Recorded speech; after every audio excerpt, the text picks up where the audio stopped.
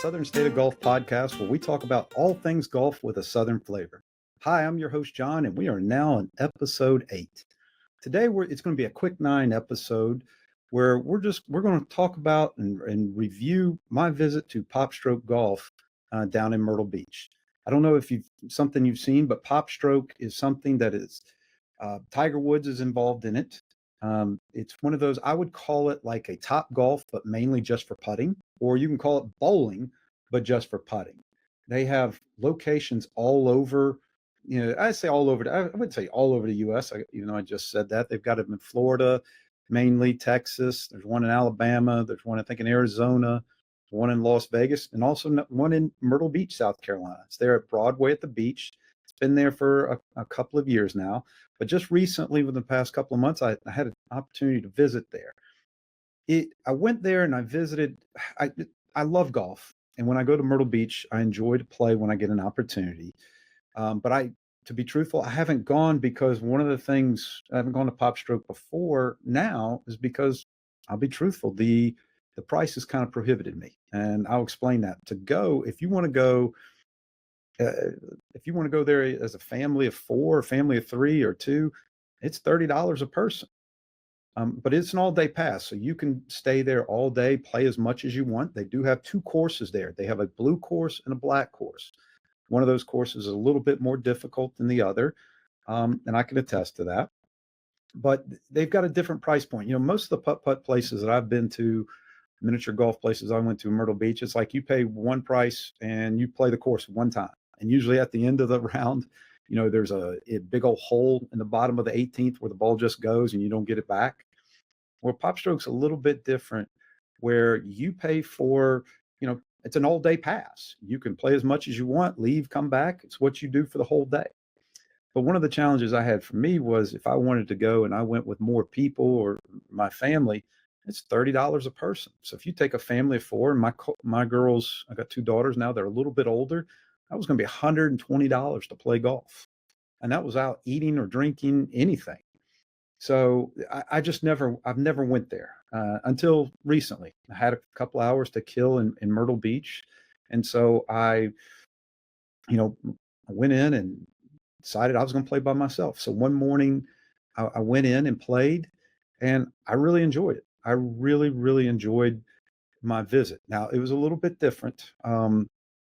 For me, I went because I wanted to play golf, like, do something golf related. And I want to experience something that I haven't experienced before. It's one of those things where if I'm being full blown honest, which I hate when people say that, by the way, I hate when people say, if you want me to be honest, well, no, yes, we always want you to be honest. So that's one of those things I try to tell my students, people I come in contact with. Don't say, do you want me to be honest? Yes, everybody wants you to be honest. But I'm going to say it anyway. If you want me to be honest, I don't know if it's a place I would take the family where you have a couple of young kids that they just want to play miniature golf. They want to go, if they got the little dinosaurs and things like there out there, windmills, rivers, water, dragons, pirates, dinosaurs. I don't know if it's that type of place. Now, but I will say there's no doubt in my mind it would be a fantastic place to go if you were on a buddy's golf trip. Maybe you play golf during the day with your guy friends and or ladies, and at night y'all wanted to go out and get something to eat, but still be around golf without playing golf. Pop Stroke's a perfect place for that. One of the things I really like it too is, there are screens all around, and I can say this for the location at Myrtle Beach, and I would imagine it's the same at the other locations. Every hole that you're on while you're there, you can see a big screen TV. So where if there was a big college football, basketball game, March Madness, golf going on, and you wanted to watch it while you played, it would be perfect for it. I mean, there's always something on TV. You can see all the different TVs from all the different angles where I was at on the course in Myrtle Beach. And I really enjoyed it. Most of the holes were a par 2 hole, but there were a couple of holes that were par 3s. And there was some gimmicky type holes, but a lot of it was you trying to read the greens, you trying to read the hills, the undulations. They've got, I wouldn't say sand traps, but things that's supposed to look like sand traps that you certainly don't want to go in there.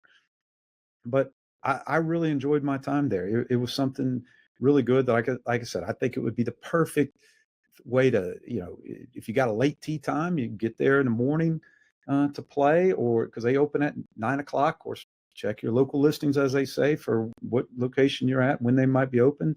The Myrtle Beach one, for example, like during the week is open till 11 o'clock. I would imagine they might even be open later on the weekend.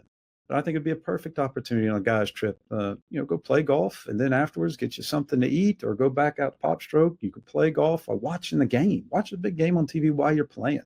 And anywhere on the course, they got QR codes where you can scan and have order food, drinks, and have them deliver them to you out there on the course.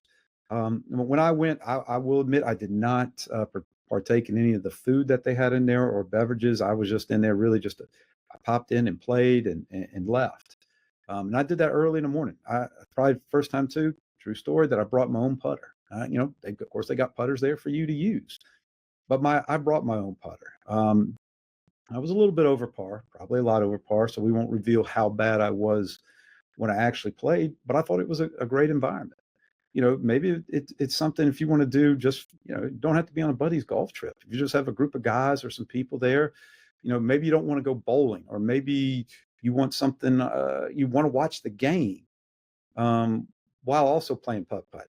Where a lot of these miniature golf places, putt-putt places, they don't have TVs all around. They might have it at one particular place. But, seriously, I would think of this as almost like TopGolf at putt-putt, or bowling, but it's for putting. But I think it's something you ought to check out. They do run specials from time to time, like, every time of day could be a little bit different what it costs as far as which days. Like, I do know, like right now in Myrtle Beach, kids day pass is $18. They have senior citizens pass is $24. The military pass is $24. I did find it interesting that the adult pass is $30, but the college kid pass is also $30. Of course, this is probably prime time. When we're recording this in March, prime time, spring break, so they're going to certainly take advantage of it. Their menu looks good. Now, like I said, I can't sit there and tell you that I know that the food was good. I've heard good things. They've got cheeseburgers, fish and chips, chicken tenders, turkey burger. They got wraps, flatbreads, pizza. They got salmon. They even got just chicken, a Reuben sandwich, and they've got all sorts of other, salads and shareables. If you just want some nachos, some wings, mozzarella sticks, things of that nature. They got desserts there as well, mini shakes. They've even got adult, what they call boozy shakes there, if that's something that you're into. But once again, it's a pay one price, play all day type of thing. So maybe you want to play, they said you could play in the morning time, come in at 9, play one course, leave, come back later that night, play again. You paid it. It's actually not a bad idea. I think it's something really interesting. You can go to their website at popstroke.com. You can check out all the different things they have. I'd be curious what y'all think. If this would be something that y'all would be interested in, if any of y'all have done it. But I think it would be a fantastic getaway with friends, especially if you like golf and do something different. Like I said, I would call it an adult version of putt-putt for guys and ladies. So I would encourage you to go check it out. One of my top 10 this week, since we came with a Myrtle Beach theme of talking to Pop Stroke, I wanted to come in. What are my top 10 restaurants in Myrtle Beach? And I'm kind of doing this as a golfer in mind. And I've gone to Myrtle Beach a number of different times, and these are, just restaurants that I've gone to the most, ones that I like, and ones that I would say you can't normally find everywhere else. These might be a little bit different. So if you're going to Myrtle Beach looking for something that you maybe can't necessarily get back home, or wherever home may be, these are some options. Number 10 is Abuelo's Mexican Restaurant. That is down at the Coastal Grand Mall. It is a little bit, it does have a chain feel to it, but I like it. It's a little more upscaled Mexican type restaurant without it being truly upscale. But I like it. There's a lot of good stuff there, but that's at the Coastal Grand Mall. Number 9, well, if you go to Myrtle Beach and you're a golfer, got to go check out Greg Norman's Australian Grill. It is there at Broadway at the beach. It's there at Broadway at the beach. No, I'm sorry, it's not at Broadway at the beach. It's over at Barefoot Landing. See, I almost messed that up. It's a steakhouse type of place, an Australian type steakhouse that has been there for a long time. One of the things that tells me about a restaurant, if it's been in business for years, many, many years, it must be doing something well. So go check out Greg Norman's Australian Grill. I think you'll like it. Of course, if you're heading out and playing any of the barefoot landing courses, it would be a great opportunity for that. Okay, number 8 on my list is probably my favorite Mexican restaurant in Myrtle Beach. It's called Fiesta Mexicana. It's on 70th Avenue. It's 410 70th Avenue. I went there not too long ago. It's just a really good Mexican restaurant with good Mexican food. The service I went there is fantastic. I can't tell you that it's drastically different than many other restaurants, Mexican restaurants I went to in other areas, but it had a great atmosphere. It just had a great simple vibe. The service was outstanding, and I'm just encourage you to check it out. Number 7 on my list, and this one's a little bit different, and some people might be like, why are you picking this one? Paula Deen's Family Restaurant. Now, this one is at Broadway at the beach. This is one of those that everything comes out on family platters, and it just wherever you share different things, different foods. So if you order chicken, there's chicken there for the whole table. So the whole table may pick 2 or 3 different items, mac and cheese, different things. It's just something a little bit different that I would really encourage you to check out. I love the mac and cheese that they have there. There's just a lot of cool things, but it's there at Broadway at the beach. I will admit it's not the cheapest place in the world to go, but it's something to check out. Number 6 on my list, I don't know if many people have ever heard this. It's called Groupers. It's on the Apache Pier, kind of at the North Myrtle Beach line. It used to be called Croakers. It's right there at the pier, the Apache Pier. It is not a big restaurant. It's really small, but I swear I think they have some of the best fried shrimp and fried flounder out there. It is so good. They even now have hush puppies. They didn't have that before. It's just a really cool low key place that has just good fried seafood. So if that's something you're interested, go check out Groupers at the Apache Pier. Number 5 is Pier 14 Seafood. That's more in the Myrtle Beach on side of the area, the true Myrtle Beach side of area, whereas Groupers is kind of that more North Myrtle Beach line. Pier 14's got an outstanding view of the ocean right there on the pier, right there where you got great views. The food is outstanding. I had, once again, great, fried seafood there. The look over the ocean is probably a little bit better than what Groupers is. And that's probably one of the reasons why I'd give Pier 14 Seafood a nod over Groupers, but it's still an outstanding restaurant. Number 4 is probably one most people have heard of, is the Sea Captains. And it's there on North Ocean Boulevard. I mean, it's just been an institution. It's been there for a while. It's got, once again, great, great fried seafood. I'm one of those, I'm not real adventurous with my fried seafood. A lot of it I like is flounder, fried shrimp. It's just really good. So go check out Sea Captains. Number 3, no, my last 3, I will admit, probably a little different. Hot Stacks. I'm a sucker for breakfast food, especially when it comes to golf. You're about to go out somewhere mid-morning. Hot Stacks, they've got really good waffles. They've got good pancakes. It's just a really good restaurant there. They've got a couple of different locations there in the Myrtle Beach area, so go check it out. Number 2 and 1 were hard for me because these two I go to an awful lot. Number 2 is Blueberry's Grill. Blueberry's Grill actually has 2 locations. One's at Barefoot and one's a little bit, probably 10 minutes south of that in the Myrtle Beach area. But they're just, just really good food. A lot of it's breakfast. It's a breakfast and lunch place. I'm pretty sure they don't even sell dinner, but they've got great biscuits, waffles. They've got healthy things, or if you just want to get some fruit and oatmeal, but that's not me. I don't do that whatsoever.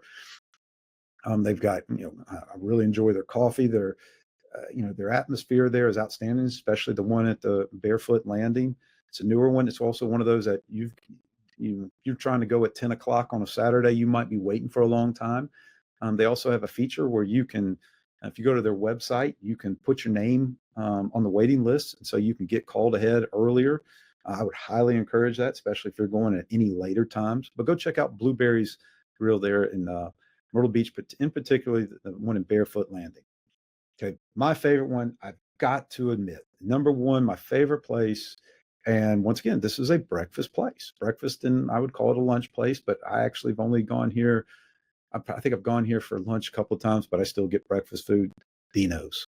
I think Dino's is one of those. It's in North Myrtle Beach. It is an old school diner restaurant where they're waffles. They've got a cinnamon waffle that, yeah, it's more like dessert than it is breakfast or any other food, but it is outstanding. The corned beef hash, I think, is great. There will be a long line to get in, but actually it's not as going to be as bad as you think. Even if you show up, you know, unless they've changed it, they don't have a call ahead service. You show up, never had to wait insanely long. Parking lot's always full if you're trying to go mid morning. I do remember one time when I went back in spring break years ago. It was right around the time they were having Monday after the Masters with Hootie and the Blowfish, which they still do that there at the Barefoot Landing Golf Resort and Complex. I remember seeing Dan Patrick in there afterwards. I did not bother him, but that was pretty cool. You can go up also on the walls there at Dino's. They've got pictures of all the celebrities that have come in and just eaten there. I mean, it's just a really cool, low key diner breakfast spot. So, so love to hear your thoughts. What did I miss? I mean, the reality is there are so many really good places to eat in Myrtle Beach. Those are just some of the ones that I picked out that were some of my favorite places that I go to the most.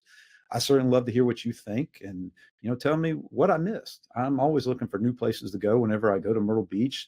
Just to love to get your take on it and maybe what I missed. One of the things I'm not real big on is I don't do buffets. I know some people probably like throwing up a little bit or like looking at like, what? He doesn't do buffets. No, I don't do a whole lot of seafood buffets in Myrtle Beach. Not that I'm against it. I actually probably wouldn't mind trying it. It's just something I have not done in a long time.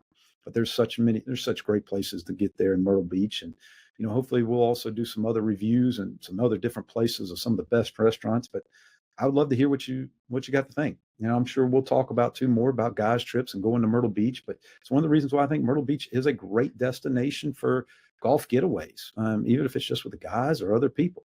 So certainly love to hear what you have to think. Please feel free to reach out to us. You can contact us anytime at southernstateofgolf@gmail.com. Once again, our email address is southernstateofgolf@gmail.com, or reach out to us on social media. You can find us at SS of Golf. We're at SS of Golf, and we're on Instagram and Twitter, X, whatever you want to call that right now. But love to hear from you. Thank you for your time, and look forward to catching you next time with episode 9. Thank you.